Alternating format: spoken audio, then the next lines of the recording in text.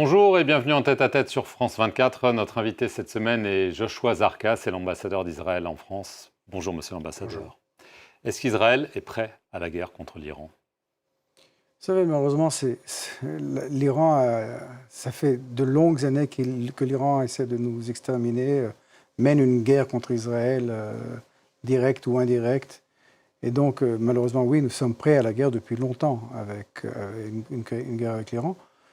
Est-ce que nous la voulons? Non. Il est clair qu'une solution diplomatique à la situation dans laquelle nous nous trouvons serait préférable. Mais vous en doutez? Mais j'en doute. La dernière fois, il y avait eu 32 morts en Israël. On a beaucoup parlé de cette guerre des 12 jours et des dommages en Iran. Mais il y en a eu aussi en Israël. Et l'Iran avait dit, attention, c'était une riposte graduée. Cette fois, on va taper plus fort. Est-ce qu'il y a vraiment des grands risques pour la défense d'Israël? D'abord, ce n'était pas une offensive graduée. L'Iran a tapé avec tout ce qu'elle pouvait utiliser. Et non seulement cela, mais c'était la troisième fois qu'elle le faisait. N'oublions pas que l'Iran avait attaqué avec des missiles la première fois en 24, en mars 24 si je me trompe, la seconde fois en octobre 24 et la troisième fois pendant la guerre des 12 jours en juin 24. Et là, ce ne sera pas pire? D'abord, ils ont moins de munitions. Secondo, ils ont plus de cibles, parce que clairement, ce ne sera pas une guerre qui sera seulement contre Israël, mais contre les États-Unis et contre les différentes bases de la région, parce que ce n'est pas nous qui initions la guerre, Israël je veux dire, mais nous comprenons, ça m'étonnerait, nous comprenons très bien que nous pourrons être une cible des Iraniens, parce qu'ils voudront élargir dans cette guerre, en faire une guerre régionale. Mais il est clair que ce sera une guerre qu'ils devront mener sur différents fronts, comme nous avons, nous, malheureusement, dû mener une guerre sur 7 fronts dont l'Iran était un des acteurs principaux pendant la guerre du 7 octobre. Alors, est-ce qu'Israël serait prêt à accepter une solution diplomatique? Il y a la question de l'enrichissement du nucléaire, il y a la question des capacités balistiques de l'Iran. L'Iran dit on est prêt à négocier sur le nucléaire, pas sur les capacités balistiques. C'est acceptable pour Israël? D'abord, ce n'est pas Israël qui négocie, premièrement. Secondo, la solution diplomatique est toujours préférable. Vous savez, c'est nous qui allons souffrir des attaques israéliennes, des attaques iraniennes. Donc il est clair que nous préférons ne pas avoir à mettre en danger notre population. Cela est dit, il est clair que l'Iran ne peut pas continuer à maintenir des capacités nucléaires et des capacités balistiques qui pourraient mettre en danger l'existence de mon pays quand ils disent d'une façon très claire que leur intention est d'exterminer Israël. Vous savez, nous sommes un peuple avec un certain psyche, avec une certaine histoire. Et quand un pays comme l'Iran, qui a prouvé être capable de faire les pires choses possibles. Mais qui est très affaibli aujourd'hui. Qui est très affaibli, mais qui dit d'une façon très claire, nous voulons exterminer Israël, nous sommes obligés de les prendre très au sérieux. Parce qu'ils essaient de le faire, ils ont essayé de le faire, ils continuent d'essayer de le faire. Et nous ne le laisserons pas faire. Il y a eu, évidemment, il y a quelques semaines, un mouvement de protestation, une répression sanglante, des milliers de morts. Des dizaines de milliers de morts. Et il y a un nom qui est revenu parmi les manifestants, le fils du Shah, Reza Pahlavi. On se souvient qu'il avait été en Israël. Est-ce que, pour vous, c'est la meilleure solution pour l'Iran? La meilleure solution, ce serait pour les Iraniens de choisir eux-mêmes leurs dirigeants. Ce n'est pas à Israël de choisir qui dirigera l'Iran. Vous savez, le peuple iranien est un peuple extraordinaire, très développé, très intelligent, avec un niveau d'académicien un des plus élevés au monde. Et ce n'est pas à nous, un petit pays dans le coin du Moyen-Orient, de choisir qui sera le dirigeant de l'Iran. C'est au peuple iranien même de choisir. Mais il serait acceptable. Encore une fois, c'est au peuple iranien de choisir. Notre condition sera seulement de vivre en paix avec nous. C'est tout. Est-ce qu'on vit les derniers moments du régime iranien? Je pense qu'il y a de bonnes chances que oui. Je pense qu'il y a de bonnes chances que oui. Vous savez, le peuple iranien en a assez de cette tyrannie. Le peuple iranien en a assez de vivre dans les conditions dans lesquelles ils vivent, de se faire tuer, de se faire massacrer, de ne pas pouvoir se promener dans les rues de Téhéran comme ils le voudraient, de ne pas pouvoir écouter de la musique qu'ils voudraient. Ils en ont assez. C'est un régime terrible, inhumain, qui a tué, qui tue et qui tuera, tant qu'il existera. Et tant que ce régime existera, il n'y aura pas vraiment de paix au Moyen-Orient parce qu'ils ne veulent pas accepter l'idée même de vivre en paix à nos côtés. Je vais en venir à la situation à Gaza. Il y a un cessez-le-feu qui est fragile. Israël occupe toujours plus de la moitié de la bande de Gaza. Le Hamas contrôle le reste, n'a pas désarmé.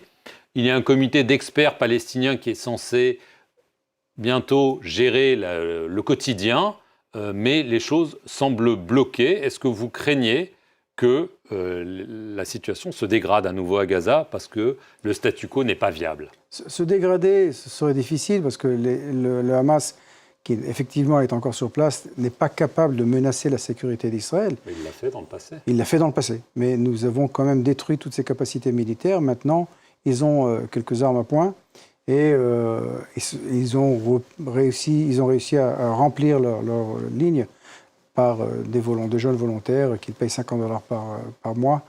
Ce n'est plus un danger pour Israël. Ce n'est pas un danger existentiel, c'était pas un danger existentiel, mais ce n'est pas un danger du niveau où il était à l'époque du 7 octobre. Mais c'est quand même un danger. Et c'est surtout un danger pour la population palestinienne, il faut dire. C'est-à-dire, ce que nous voulons faire, c'est créer une situation dans laquelle la paix pourra se développer entre nous et nos voisins palestiniens. Et là, la condition, qui est une condition sine qua non, qui est une condition qu'on ne peut pas contourner, la condition est que le Hamas se désarme. N'oublions pas... Et qu'Israël se retire. Israël s'est retiré de la... Pas totalement. Non, mais n'oublions pas que le plan du président Trump parlait du retrait d'Israël, du retrait israélien sur la ligne jaune. Nous l'avons fait immédiatement, le jour même. Ensuite, parallèlement, il devait y avoir la libération de tous les otages. Le dernier otage, la dépouille malheureusement de notre dernier otage, est retournée il y a quelques semaines. Et en même temps, ce qu'il devait se faire, c'est le désarmement complet et le démantèlement du Hamas en tant qu'organisation militaire ou paramilitaire. Et là, le Hamas dit non. Si auparavant, ils disaient oui, ils étaient d'accord, ils avaient même signé cet accord de cessez-le-feu, aujourd'hui, d'une façon très claire, ils disent non, on ne veut pas se désarmer et on ne se désarmera pas. Et qui en souffre finalement? Qui en souffre? C'est la population palestinienne. Et on voit de plus en plus, et de plus en plus clair pour la communauté internationale, pour les médias internationaux, qui nous accusaient de tous les maux de la terre auparavant, que le Hamas maltraite sa population et le fait de la façon la plus cynique et la plus terrible possible. Je vais en venir à la situation en Cisjordanie. Le gouvernement a adopté de nouvelles mesures, toute une batterie de mesures qui permettent notamment l'achat de terres privées par Israël. Israël aurait plus de contrôle sur des zones qui étaient auparavant sous le contrôle total ou partiel de l'autorité palestinienne. Ce sont des mesures qui ont été dénoncées de façon très ferme par beaucoup de pays, dont la France. Est-ce que l'annexion est en marche? On ne parle pas d'une annexion de Cisjordanie. Non, mais on le fait peut-être. Non, une annexion, c'est un terme très légal et très clair. Il n'y a pas d'annexion de la Cisjordanie. Donald Trump refuse. Non, c'est pas seulement Donald Trump qui refuse. Si le Premier ministre avait voulu le faire, il l'aurait mis dans son programme. Certains de ses ministres en parlent ouvertement. Mais certains de ses ministres parlent d'énormément de choses qui ne font pas partie du programme du gouvernement. Il faut comprendre que le Premier ministre est celui qui décide de la politique du gouvernement et son cabinet. Si des ministres et en plus, vous savez qu'Israël est une démocratie qui est très vibrante, très active. Si des ministres ont un point de vue personnel, ça ne veut pas dire que c'est adopté par le gouvernement. Je veux dire, il y avait une anomalie justement en Cisjordanie qui existait qui encore existe, qu'on essaie de rectifier, c'est que les Juifs n'avaient pas le droit d'acheter des terres en Cisjordanie. Il suffisait pour quelqu'un d'être juif pour qu'il n'ait pas le droit légalement d'obtenir et d'acheter ces terres. Ce qui est totalement inacceptable. Vous savez, la Judée-Samarie, c'est là où le peuple juif est né. C'est le berceau du peuple juif. C'est là où la Bible a été écrite. C'est là où le judaïsme s'est développé. Et donc, dans une région qui est notre berceau, interdire au peuple juif de pouvoir acheter des terres était quelque chose de totalement inacceptable. Ce qui ne veut pas dire qu'éventuellement, et je ne sais pas ce qu'il se fera, mais ce qui ne veut pas dire qu'éventuellement, Israël ne sera pas prête à payer un prix, même des fois un prix très difficile, pour la paix. Donc ce n'est pas l'annexion. Ce n'est pas l'annexion. Dernier sujet que je voudrais aborder avec vous, la rapporteuse de l'ONU sur les territoires palestiniens, Francesca Albanese, elle a été accusée d'avoir tenu des propos anti-israéliens.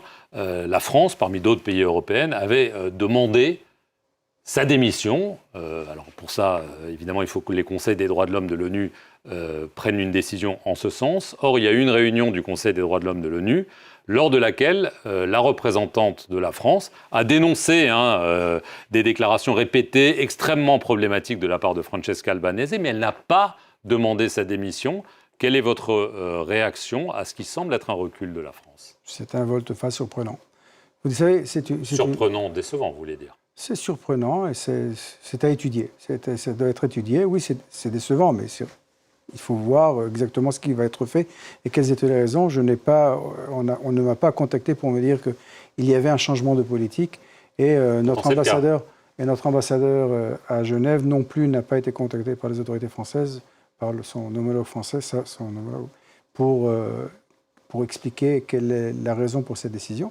Mais ce dont il faut parler, c'est plutôt Albanese. Vous savez, c'est une personne qui est fondamentalement antisémite, fondamentalement, qui nous a accusés. Elle nie cela. Mais c'est bien, elle dit qu'on lui a fait dire des choses qui étaient déformées. Oui, ce n'est pas l'ennemi commun, ce n'est pas les Israéliens, mais elle parle du système, de ceux qui contrôlent les finances et de ceux qui contrôlent les médias. Il aurait pu utiliser les dragons célestes et ça aurait été parfait. C'est des termes qui sont fondamentalement antisémites. C'est une dame qui nous haït du plus profond de son âme. Elle et ces organisations, ces groupes politiques qui la suivent et qui l'applaudissent, que ce soit en France et à différentes régions. Merci beaucoup, Joshua Zarka, d'avoir répondu aux questions de France 24 et merci à vous d'avoir suivi cette émission sur nos antennes.